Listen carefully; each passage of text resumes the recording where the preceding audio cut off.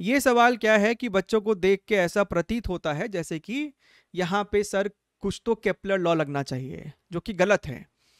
सवाल में बोल रहा है if the radius of earth is reduced to 3/4 of its present value without changing the mass. आपका ये धरती माँ है और ये धरती माँ अपने एक्सिस के अबाउट घूम रहा होता है, ठीक है। इसका मास m है, इसका रेडियस r है। इसको अपने एक्सिस के अबाउट एक चक्कर लगाने में लगता है 24 घंटा, ठीक बात है, T1 बोल दिया। अब क्या हुआ, समहाउ कैसे हुआ भैया वो हमको नहीं पता, समहाउ इसका रेडियस जो है वो हो गया है 3r/4, इसका मास आज भी m है। अब इसको अपने ही एक्सिस के अबाउट चक्कर काटने में लगता है T2 टाइम। तो अगर तुम ध्यान से देखो तो सवाल में क्या पूछ रहा है, then the value of duration of the day of earth will be dash hours 30 minutes, ठीक बात है। So this question is basically a question of angular momentum conservation, right. Axis के अबाउट इसका सिस्टम का एंगुलर मोमेंटम कंजर्व्ड है। कहने का मतलब क्या है, एंगुलर मोमेंटम होता है I इंटू ओमेगा। हमसे सवाल में कहता है कि I ओमेगा का जो प्रोडक्ट है वो कांस्टेंट है।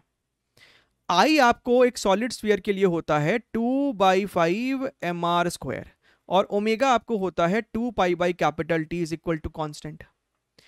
अब दोनों ही चीजों में आपका 2/5 कांस्टेंट है, आपका मास कांस्टेंट है, 2π कांस्टेंट है। इसका मतलब हमको यहां पे दिख रहा है कि आपका जो t है that is proportional to r का स्क्वायर। तो हम कह सकते हैं कि T2/T1 is equal to R2/R1 का होल स्क्वायर। अच्छा, तो T2 डिवाइडेड बाई T1 आपको 24 घंटा है, R2 तो भैया फाइनल रेडियस 3r/4 है और इनिशियल r है, सो 3r/4 अपॉन r कितना बचेगा, सिर्फ 3/4 का whole square. So this becomes your 9/16।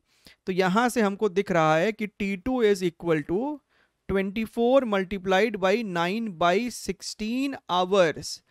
अच्छा, तो ये हो जाएगा सर 4 और रादर 8×2 = 8×3, यानी कि सर 27/2 आवर्स, यानी कि सर 13 आवर्स एंड 30 मिनट्स। तो यहां पे सर आंसर जो होगा 4 का that should be 13 integer type में आपसे ये सवाल भी पूछा गया था, ठीक है, बढ़िया है।